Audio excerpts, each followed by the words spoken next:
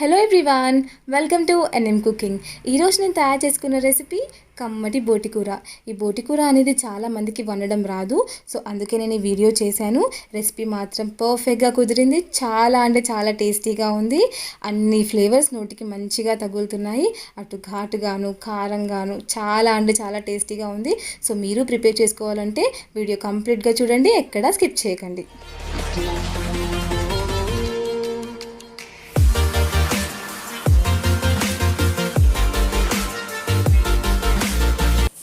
బోటి కూరకు కావాల్సిన ఇంగ్రీడియంట్స్ నేను ఇంగ్లీష్లో కూడా మెన్షన్ చేశాను. కావాల్సిన వాళ్ళు ఇది కూడా చూసి నోట్ చేసుకోవచ్చు. కానీ వీడియో నచ్చితే మాత్రం ప్లీజ్ పక్కాగా లైక్ చేయండి.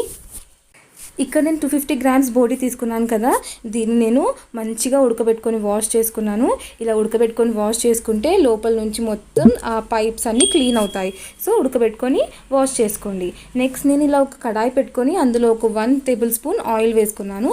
చూడండి, ఆయిల్ కాస్త ఫ్రై అయిపోయిన తర్వాత నేను ఒక 2 ఆనియన్స్ కట్ చేసి పెట్టుకున్నాను. ఆనియన్స్ వేసుకున్నాను.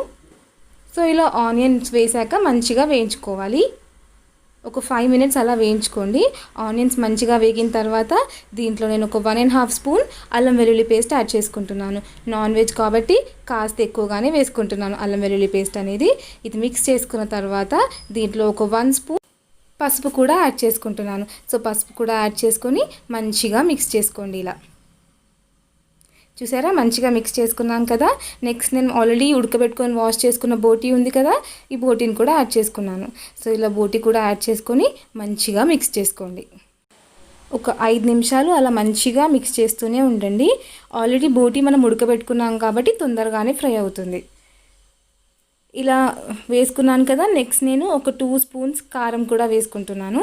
ఇలా కారం కూడా వేసుకొని మంచిగా మిక్స్ చేసుకోండి. ఆ కారం, పసుపు, అల్లం వెల్లుల్లి పేస్ట్ ఆ మిక్స్చర్ మొత్తం బోటికి మంచిగా పడుతుంది. ఇలా మంచిగా లో ఫ్లేమ్లో పెట్టేసుకొని కలుపుతూ ఉండండి. నెక్స్ట్ నేను నాన్ వెజ్ కాబట్టి గరం మసాలా కూడా ఎక్కువగానే వేసాను. గరం మసాలా ఎక్కువ వల్ల టేస్ట్ ఉంటుంది.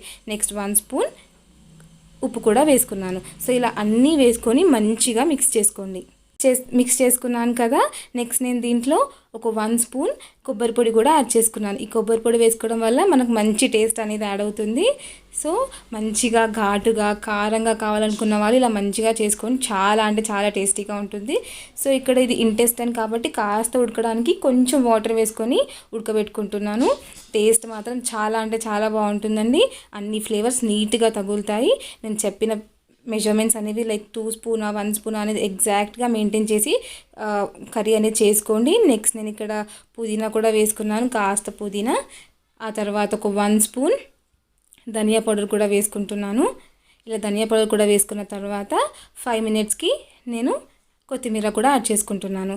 చూసారా ఎంత ఈజీగా అయిపోయిందో మన బోటి కూర అనేది. ఒక 20 మినిట్స్లో ఈజీగా అయిపోతుంది. చాలా అంటే చాలా టేస్టీగా ఉంటుంది. మంచి స్పైస్ని కారాన్ని కోరుకునే వాళ్ళు ఒక్కసారి ట్రై చేసి చూడండి.